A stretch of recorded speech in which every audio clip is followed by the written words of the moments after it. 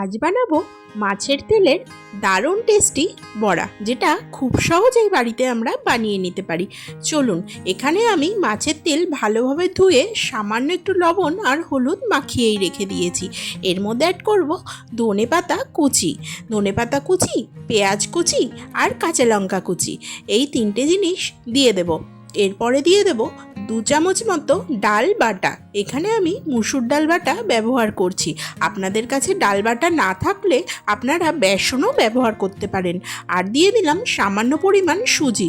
এখানে সুজি না থাকলে আপনারা সুজির পরিবর্তে চালের গুঁড়োও ব্যবহার করতে পারেন। তারপরে সামান্য একটু লবণ আর একটু লঙ্কার গুঁড়ো দিয়ে দিলাম। যেহেতু মাছের তেল একটু ঝাল ঝাল ভালো লাগে, তাই কাঁচা লঙ্কা এবং লঙ্কার গুঁড়ো দুটোই অল্প পরিমাণ করে আমি ব্যবহার করলাম। এবার দেখুন, খুব ভালোভাবে এভাবে মিশিয়ে নিতে হবে, আর কি মেখে নিতে হবে। সমস্ত কিছু মাখা হয়ে গেছে। এবার কড়াইতে সাদা তেল গরম করে একে একে বড়া শেপে এগুলো ছেড়ে দিতে হবে। এগুলো ছেড়ে দিয়ে একদমই গ্যাস বাড়িয়ে রাখবেন না।